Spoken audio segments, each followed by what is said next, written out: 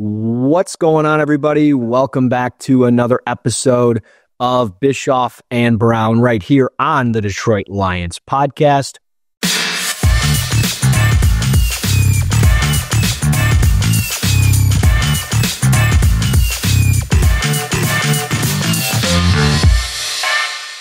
He's Scott Bischoff. I'm Russ Brown. We are back.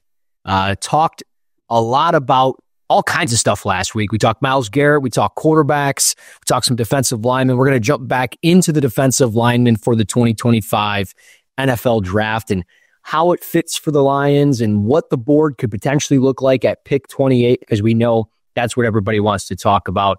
But there's so many defensive linemen, and it's hard to label certain players as defensive ends or defensive linemen and all those things. So we're going to talk about some tweeners, and we're just going to go all over the place today and pretty much just do that. But before we get into it, Scott, my man, how the hell are you? I'm doing well. How are you? I'm good, man. We're good. I know we already kind of talked pre-show. We talked for like the last 20, 30 minutes, but all good. That's what we just need to start doing. I just need to start it, watch you walk in, and we just get going. But a lot of fun stuff talking before the show, but let's talk defensive linemen and looking at the Lions. And they've got quite a few free agents on the board for the defensive line, and rightfully so, because they signed so many guys to one-year deals and practice squad guys. And I don't think I need to go into crazy detail for the fans at home, but you know, the three key ones to me, well, I guess four: picking up the option or not picking up the option on Za'Darius Smith. What are you doing there? What's the decision? I'm assuming they're picking it up just because you don't know what's going to be at pick 28. You don't know how the market's going to shape up. And you know what you're getting out of the player. He seems like a good fit. But then you have John Kaminsky. We know what his role was 2-3 years ago, had the torn MCL. Do they bring him back? Maybe in a reduced role on a one-year deal. Okay. But Levi Ozarike, is he coming back? What's the plan there? Those are the guys that I'm looking at, and I'm like, what direction are we going with this group? Because there's some guys that are going to be gone, and you're going to have to figure some things out. But I think it's clear you're going to have to revamp, and you're going to have to retool this defensive line. And how does Kelvin Sheppard view his defensive line compared to how Aaron Glenn viewed it? Does he view it the same way? Because that's what he learned from. That's a question that I have. I don't know if you have answers to that, but like that's how I feel. Like, what's he going to do differently, or what's he going to do the same? Well, I think it's a great question, and it's the great unknown. But there's also Casey Rogers too, coming from Tampa, and Tampa does things a little different than Detroit does, and they're okay with some size. They're okay. They were okay with Kalijah Kancey. I don't know how much of an influence though, like Sheppard and Casey Rogers are going to have as far as the size requirement goes. And I guess in terms of that, I'm talking about the whole big power end thing. In a perfect world, I think they have the personnel much better right now to play a 3-4 than they do to play a 4-3. Mm-hmm. Right. And that would be like Pascal as a 5, which I think suits him a lot better than playing further away from the ball. Mm-hmm. DJ Reader is your nose. You have Aleem McNeil in there just wreaking havoc, and then Hutchinson walked up in a 2-point stance. To me, that sounds really good. Yeah, but I don't know what they're going to do. So it's a good question that that we don't have an answer for yet. But I mean, we can only assume that if we listen to what Kelvin Sheppard said in the interview that he did with Dan Miller, it sounds like it's going to be the same kind of stuff. Yeah, and he spoke openly about it, and I'm obviously not saying it exactly the way he did, but there were times, I think he intimated that there were times in the past that they passed on somebody in the draft, and he thought, what are we doing? Right. And maybe it was a player he really liked, but size-wise, he just didn't fit that threshold that they had. And then he said you would look at it a year out, and you would say, yeah, they were right, kind of thing. So I think he's totally deferring to Holmes and Campbell on that kind of stuff. But that doesn't mean that if something, that they find super intriguing or they find value in comes along, that they won't just say, to hell with you mock drafters and what you think is value. we love this guy. Yeah. Right. And in that regard, I'm talking about, maybe your undersized edge who looks ridiculous. And we'll get into names later.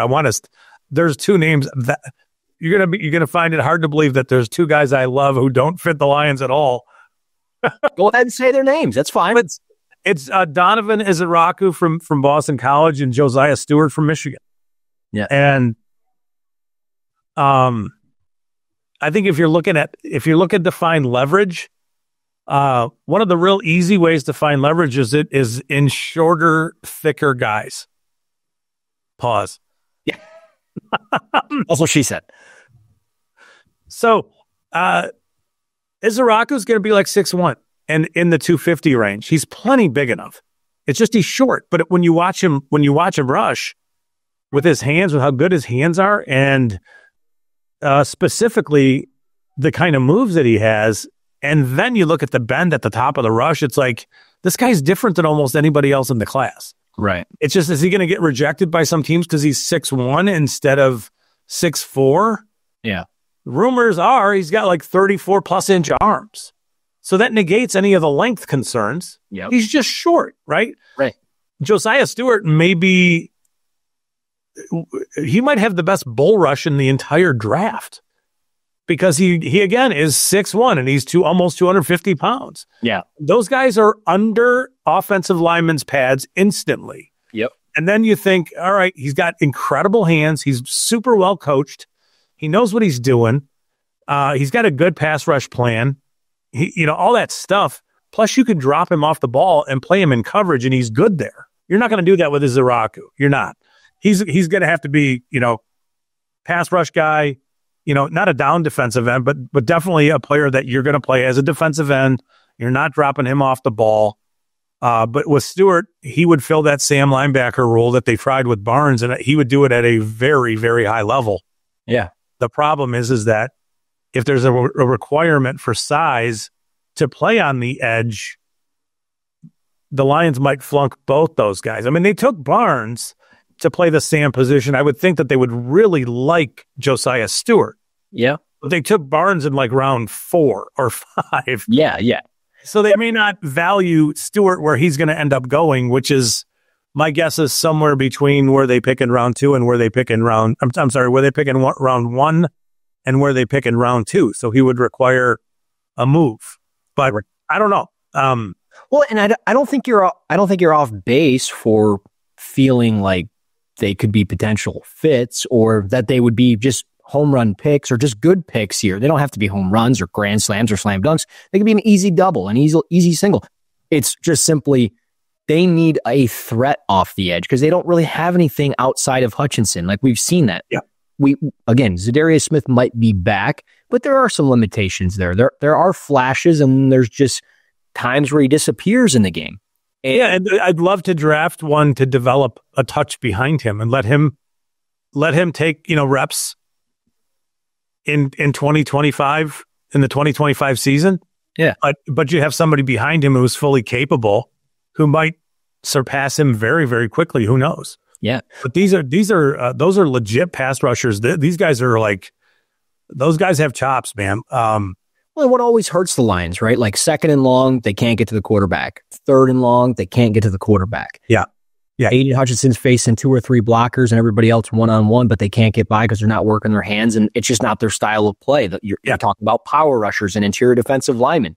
So that's why we've seen different things like Derek Barnes, James Houston, Malcolm Rodriguez. These guys have been brought up, Jack Campbell, brought down to the line of scrimmage to try to create something, and it's worked sometimes and it doesn't work other times. So that's the thing. Like with James Houston, it worked with him because he did use his hands. Right. And he did have silly pass rush moves. Yeah.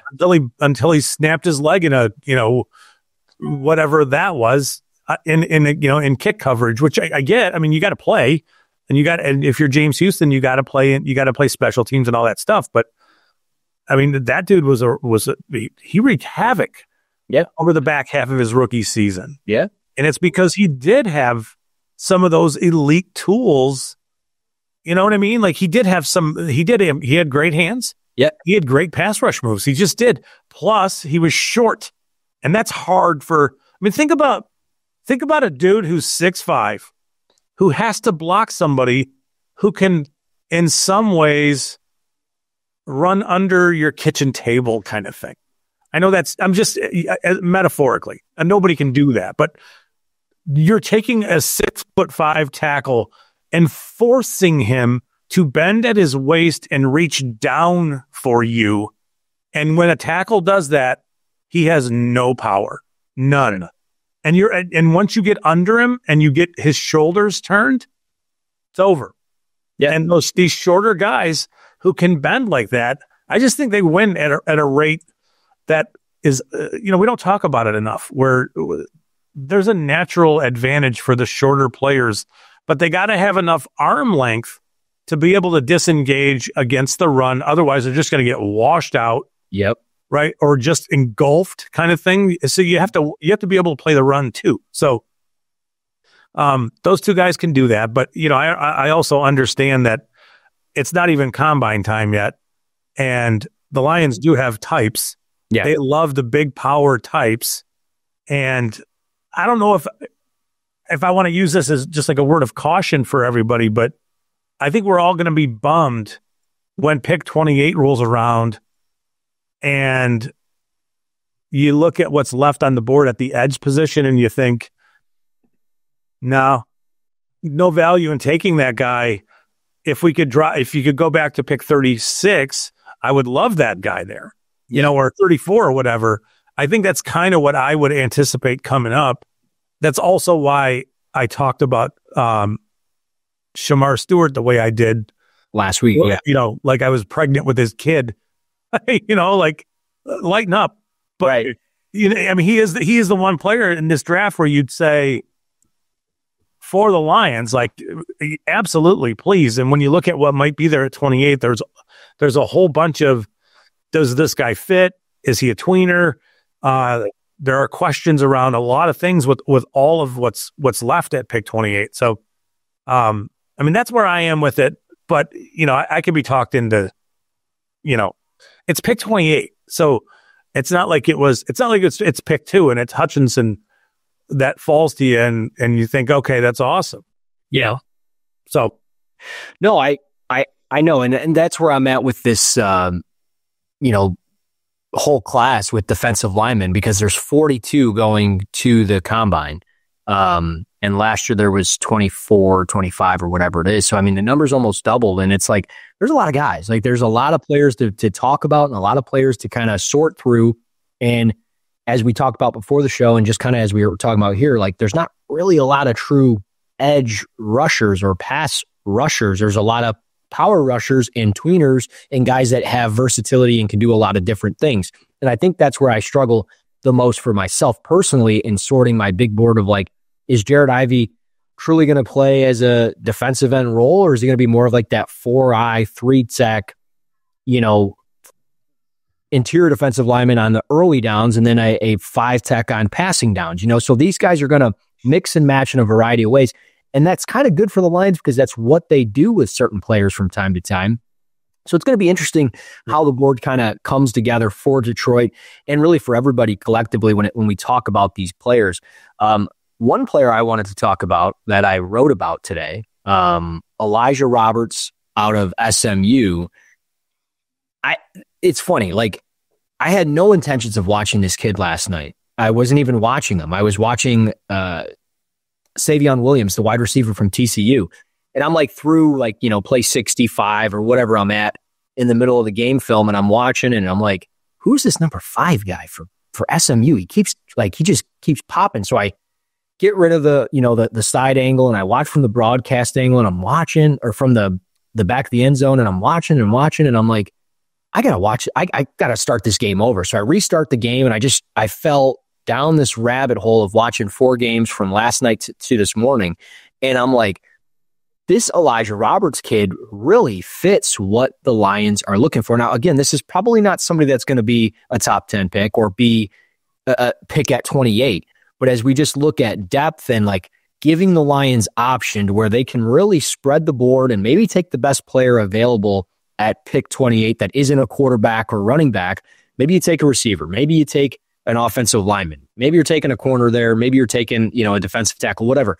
But I look at this Elijah Roberts, 6'3", 290 at the Shrine Bowl, 33 7/8 inch arms, plenty long, plenty powerful, versatile, wins in a variety of ways, has a swim move, has a club move, has a double swipe move. He stands up as like a Sam linebacker at times, and he hits you with a ghost move, and it was just like the power ability that he has. I mean, there was a clip I sent you earlier where he tosses the offensive tackle just out of the way, and it's like, this guy has it. And when I think of like Casey Rogers, as you talked about earlier, the development that he has with guys that are maybe a little bit undersized, and I would say, 6'3", 290, right, kind of on the cusp of like, are you a defensive tackle here? Are you playing a defensive end? Are you like Jonathan Bowler to the Vikings, right? Like, what are you? And I think when I look at him, I'm like, what could he be here? I think he could be a 4-eye. He could be a 5. He could play as a 3, and he could play in that Sam role here in Detroit. And I just fell in love with his game. And it's a guy that, you probably wouldn't take at pick 28, but maybe at 60. And maybe you trade down a little bit from 60, gain an extra 4th or something. And then you take him at, let's say, 72 or 5 or whatever it's going to be after you trade down. So I really like his skill set. I think he's probably a top 100 pick when it's all said and done, depending on how the combine goes for him. But I fell in love with his tape, wrote an article about it, and his scouting report put it up on a Lions Wire. But another guy, like if we're talking just maybe pure edge rushers, and I don't know if you've seen this guy yet, but he's starting to blow up a little bit. Braden Swinson from LSU. Talk about... I haven't seen enough to really even speak of him. Yeah, I mean, I've seen just like clips. I haven't watched them in depth, but like explosive, bendy. You talk about getting under the kitchen table. Yeah. This guy really seems like somebody that might start shooting up draft boards. So maybe that's a long shot at 28, or maybe you trade back to 32 and that's the guy you take, but this is an interesting class in a whole. I did want to talk about James Pierce a little bit because there's been some stuff coming up about him, and he seems to be a guy that now could maybe be on the board at 28, but I just don't know if he fits because you talk about skinny and size and then some of the off the field stuff. It seems like maybe he's got some anger issues. That's kind of what's been reported on Twitter.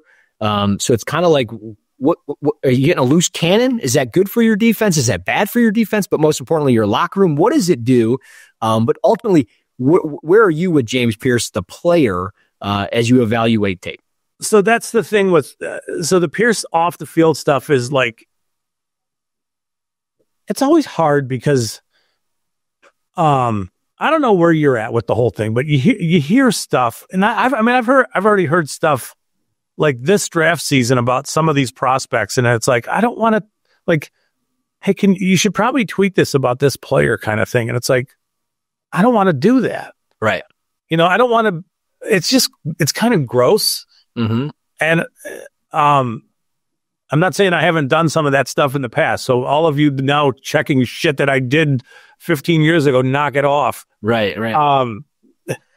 But it just feels like I don't want to do that. But so ignoring any of the off the field, because I don't know anything about it, right? I know what's been reported, but let's just assume that that's not out there. As a 6'5", 243-pound player, that doesn't strike me as the profile that the Lions are specifically. I mean, that strikes me. It's the same thing as Ezeraku or Josiah Stewart. They're relatively the same size guys. Right. Just Stewart's a little taller version of that, but I think that gives him more problems. Yeah. Right. When I watch his film, when I see him rush the passer, I was expecting to see an explosive, maybe this is the problem, that I had expectations. I was expecting to see lots of bend and explosiveness and all this stuff. And what I see from him is really two things. And I think he's raw. Is his pass rush is speed to power. And at 243 pounds, I don't know if there's enough mass there to be able to move NFL tackles. Mm-hmm. And then he's got the Euro step sort of inside, outside arm swim move up over the top of a tackle. If he oversets and he can get them to stop his feet, he'll do that. But that's it. don't see any like two-hand swipes. There's no there's nothing really like cross choppy about the way he uses his hands. He's not keeping himself clean through advanced hand usage. He's not really, there's not a lot of plan in the way he's rushing the passer. It's just all like, I'm just running speed, and if I think I can beat you inside, I'm going to expose my ribs, right, go up over top of you. So that's what I see as an edge rusher, and it's like, it's okay, it's whatever. To me, he's a much better run defender than he is pass rusher right now, which I was stunned by when I watched it. And I thought, this is exactly the opposite of what I thought I would see. Yeah. So it's really, he's more aggressive. He's more, this is why I think there's not much of a plan, because he's more aggressive as a run defender, more assertive, I should say, and much more engaged and involved. Where as a pass rusher, to me, he needs to put on weight, and it's a little bit of a project. And my worry on that is that this guy's a spindle already, and he looks super tight in his hips. Mm-hmm. I don't want to say he's like tightly wound, because I don't know that for sure. Yeah. But he looks like a really tight kid who probably is going to struggle to put on weight, which pisses me off. It just does, because I'm exactly the opposite. And just kidding.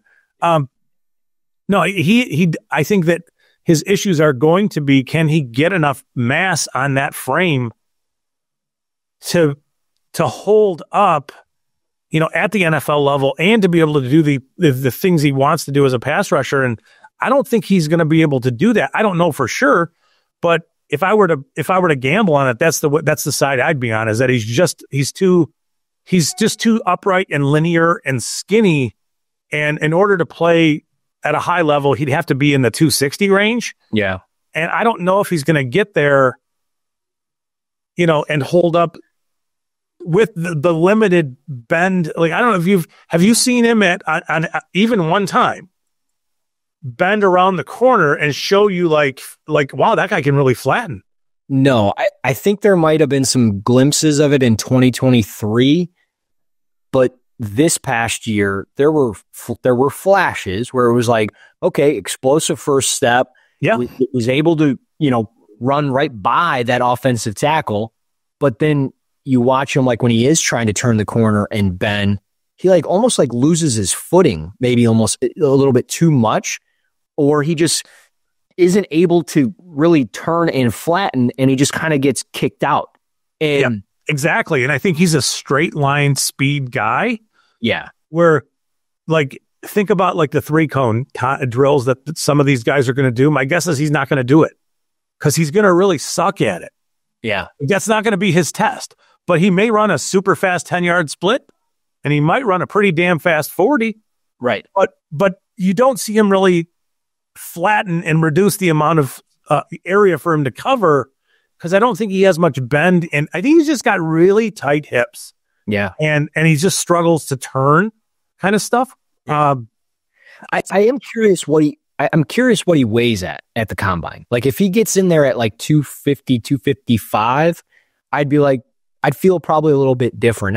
And I'm going to be, honest. I'm going to be a little bit higher on him probably than a lot of people, or at least as you are, but not too high where I'm like, oh, this guy's a Hall of Famer, blue chip prospect. You star his name, all this stuff. Like, I think the hope is frame wise, he's kind of built like Brian Burns. The hope is the explosiveness turns into more burst and bend. But as you mentioned, tight hips, not really a plan when he's rushing the passer. The pass rush plan doesn't really seem to be existent outside of the fact that he has some really good inside counters, but he doesn't use them all the time. And there's too many moments, I think, in games where he just disappears. And it's like, key down and distance in the second quarter of a game or in the third quarter. I can't have you disappearing. I need you. Yeah. I need you to be there. And again, I don't know if he's truly going to be there at 28. Like, I would doubt that he is, because he is 6'5", and he looks like a premium athlete the way he gets off the ball. Yeah. And those guys tend to go like, the other thing is what kind of coaching has he got? And can you get more out of him coaching him up? Right. Yeah. There, athletic limitations are what they are, but I mean, he's a missile, right? So straight line wise, he's a rocket ship. It's just, I'm nitpicking to talk about his lack of bend and all this other stuff. It's kind of nitpicking, if I'm being totally honest. It's not. You're giving an honest evaluation, and it's like, you know what? The truth hurts, like that's the way it is. That's the reality of this. We can't be nice about every player. Again, players are going to prove us wrong, and that's fine. But yeah, and he could get 28. The Lions could love him. Yeah, and he. You know what it is, Russ? This is just the truth of what I see of him as a player, and I like these guys in the past. Arnold Ebiketie. He reminds me of Ebiketie and Odafe Owe. That's kind of what he reminds me of. It's like that prototype 3-4 stand-up outside linebacker type player. And I know we really liked those guys. Yeah. But we liked those guys at the back end of round 1 or the early part of round 2 for a reason. Mm-hmm. That's what he kind of strikes me as. Yeah. I don't know if that makes sense for his game, if that picture sort of illustrates it, but like, to me, there's a lot of that in his game. Long story short, Pittsburgh Steelers are bust. Yeah, I mean, yeah, one's in Seattle, one's in Baltimore, and the other is really what you just said. Like, yes, I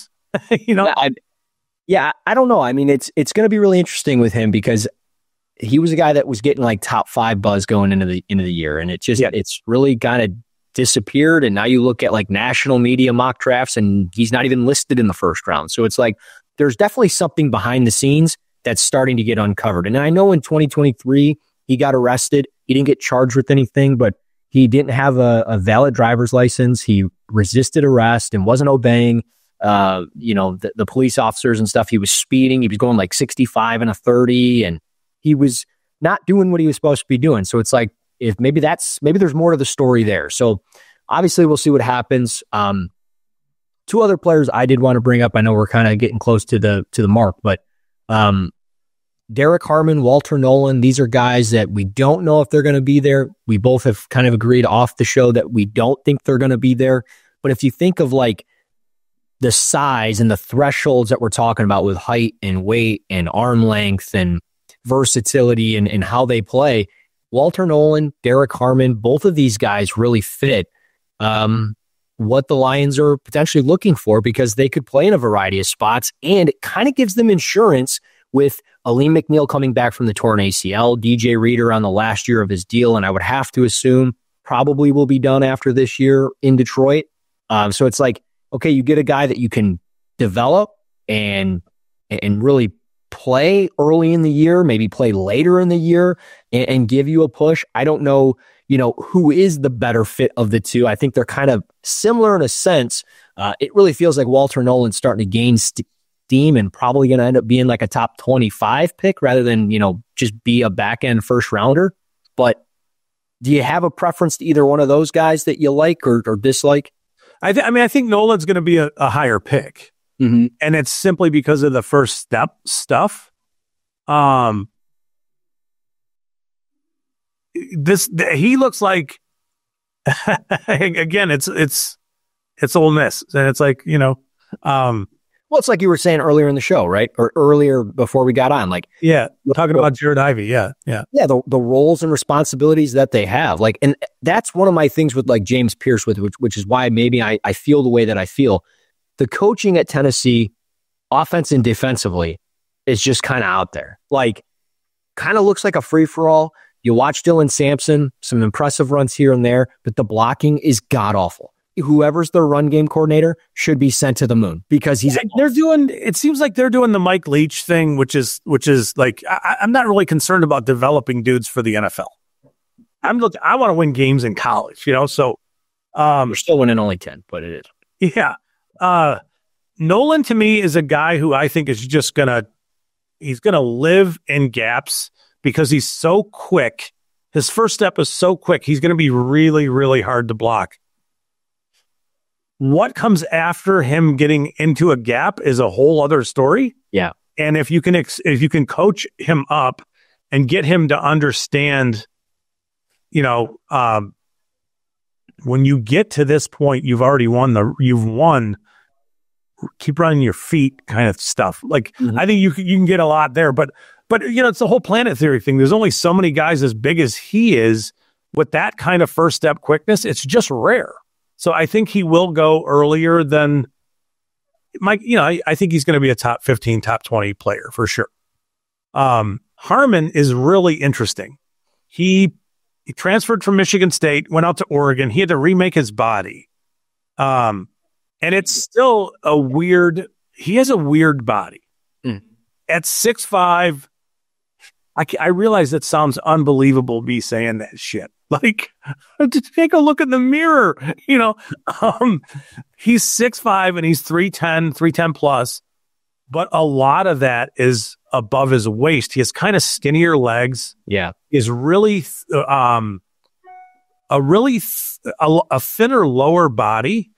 And that's with a remade body, right? Like that's with the guy who recognized he needed to do some things with his body to be able to play the way he wanted to. And he did. And he's very disruptive.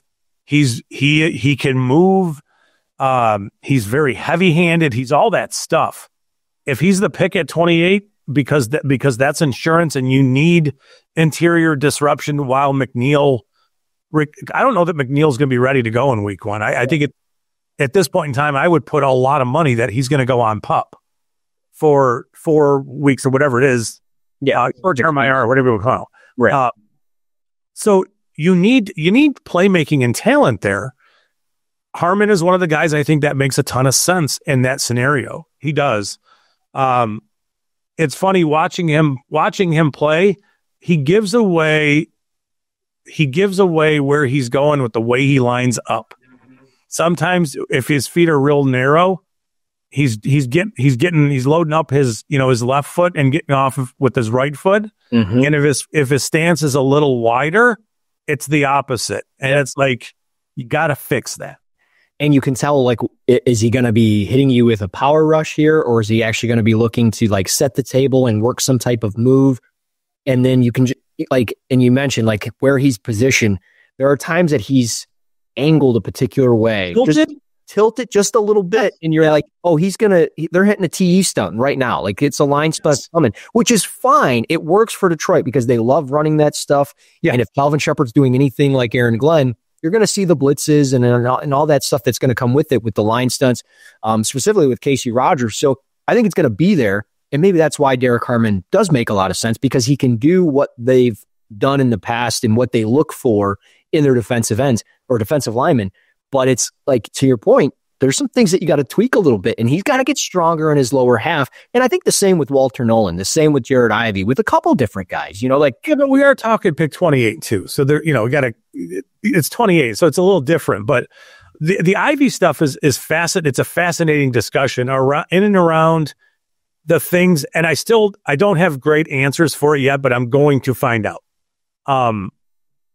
It seems to me like Ole Miss has their edge players playing more contained and like taking read steps. And I'm not even sure if that's the right way to term it. Right. But like they're cautious and they're measured around the first steps that they take. And they react to things. And I look at Ivy play and I think that dude is cerebral. He never gets caught, making mistakes. He seems to really understand what's happening in front of him. But the one thing he doesn't do is get off the ball and get after it and attack going forward. And just watching all of it, the edge guys, they both do it. And it's like, I wonder, and we need to know, is Ole Miss, is that something that they want them to do, not to explode up the field? Yeah. And just kind of contain that in, because you do have a player who is getting up the field in the middle of that defense. Right. So, but if that's the case, then you're looking at a player like Ivy, if he does, because when he does go, he goes. and he's got some quickness, and he does have some bend. I wouldn't expect a guy who's 280 plus pounds to have a lot of bend. And I wouldn't expect him to pull off like a ghost move kind of thing because he's too big. Right. But he's got good hand usage. He has really good hands, and he stays unblocked because of a lot of that stuff. You put a tight end across from him, and that tight end is getting chewed up and spit out. He can condense I think there's a lot of the reason why Aaron Glenn and the Lions like the big power edges is they like to squeeze the pocket, right? He can do all those things, but there's some questions around his aggressiveness. Can you get him playing more aggressive? If you can't, you can't. You can't make a guy more aggressive. So, but if we think about it, maybe this is just what Ole Miss is teaching and having them do. I would expect him to test really well and force some people to go back to their film and think, all right, this is a guy who can move, just might not be being asked to fully all the time. You know what I'm saying? So it's a really interesting thought process in and around him. But, I think he is one of the few guys that does fit that big power defensive end mold who you can kick inside at times because he would be a problem for guards to handle with some of the quickness in the hands and stuff.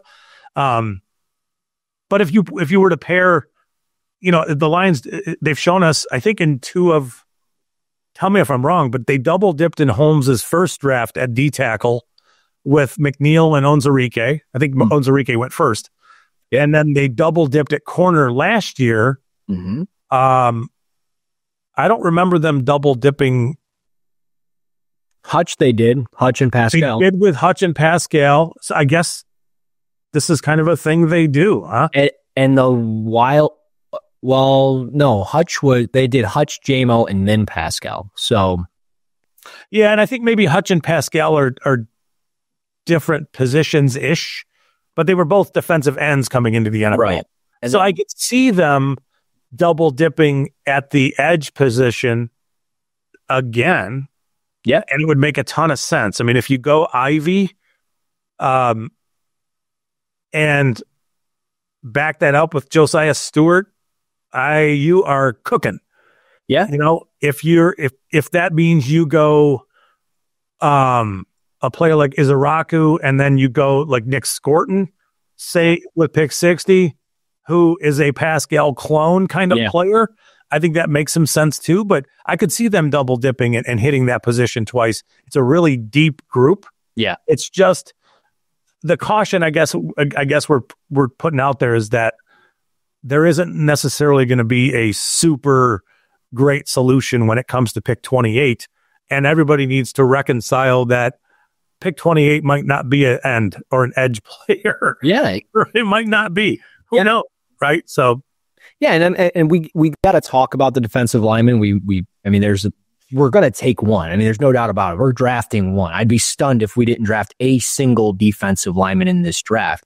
But to your point, I think they do select a defensive end and a defensive tackle at some point or double down at one of the positions.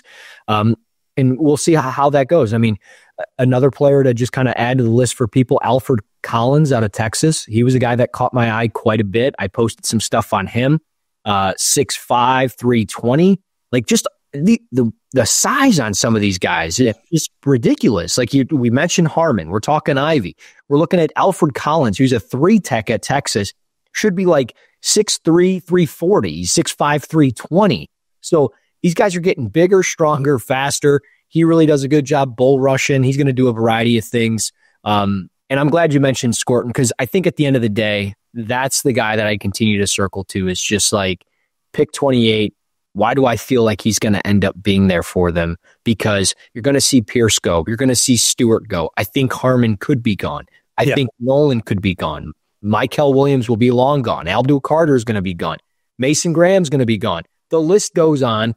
And I think at some point it kind of levels off because there's going to be some corners that go, a couple receivers. We should see, a few safeties in round one. A few safeties, which, again, that might be something they do because they like to move Brian Branch around. I don't think Malachi Starks is a guy that they like, but maybe that, Jedi Barron from Texas. Is he? Yes, to me, it's the other guy from Texas who I like, Andrew Makuba. Oh my God. Like, the way he is in coverage, it's just silly. His instincts are crazy. He's a little undersized, but man, I know we all like Kirby Joseph, but if you didn't want to pay Joseph and you took him at some point and you made him your free safety and you didn't pay Joseph, it would make a ton of sense. Yeah. That's a I just sidetracked the entire thing. But no, whatever. It's just, there's a million ways to do these things. It's just go find good football players. That's it. Yep. And I think I genuinely think that's what the plan is in this one. I think you got a little bit of extra money in cap space for free agency. We talked about bringing back Carlton Davis. I think that's something that's definitely on the table. And I think they're just going to draft good players and off of need and how the year went, they're going to get some reinforcements and kind of revamp and retool and kind of chase it all again. So we'll see. I mean, that's the wonderful thing. I know we're going to wrap up.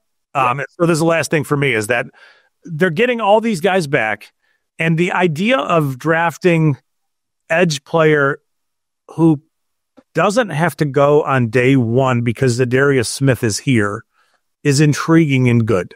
Yes. Right. But that player needs to be ready to earn his minutes, right? Like to earn his, like Kelvin Jefferson, to earn his ability to rush the passer. But he needs to be ready to go in 2 years. Let's go, so can you take a developmental type guy? Yeah, you could do that with this group, but he can't be so developmental that you can't, it can't be Giovanni Manu kind of thing in round one where we're going to develop this dude and deploy him in a full year. Yeah. Because with injuries, you just went through as bad as it could get. So can they develop? Yeah, they can. But I think having Zadarius Smith helps. And then, having McNeil helps, right? And even if he's not fully ready to go, he'll help. Yeah. He can teach, he can help, there's a variety of things those guys can do. But, I think they'll be in a really good position. And it's as much as we're going to focus on the edge, because that's kind of where all the focus is right now.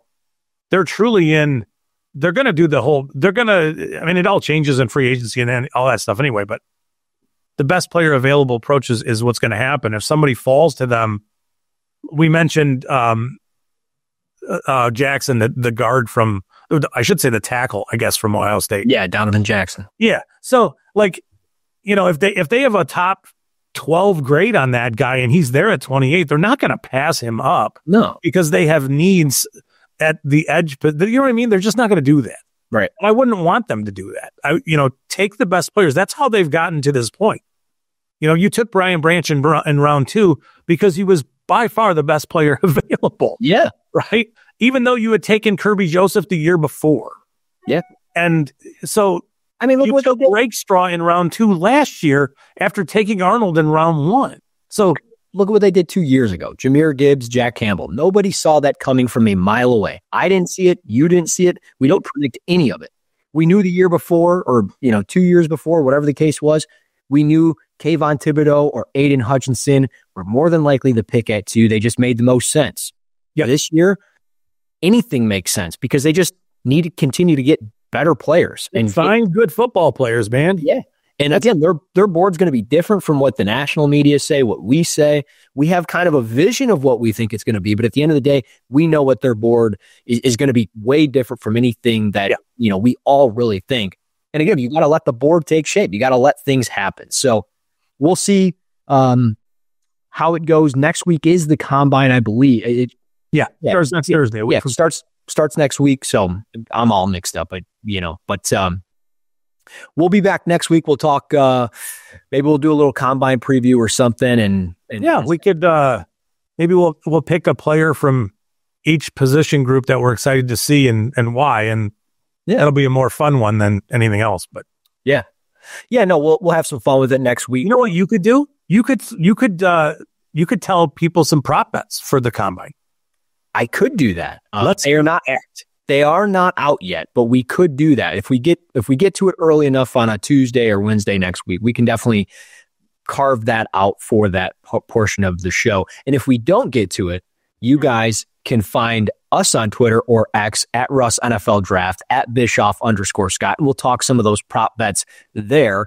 Yeah. And if you don't want to do prop bets and you want to just do something fun, you can rate, review, and subscribe to the Detroit Lions podcast on YouTube, Apple Podcasts, Spotify, and all other podcast platforms. A lot of fun, my man. Glad we could reconnect. Looking forward to next week and covering some of the combine. We'll be back next week. He's Scott Bischoff. I'm Russ Brown. This has been Bischoff and Brown right here on the Detroit Lions podcast.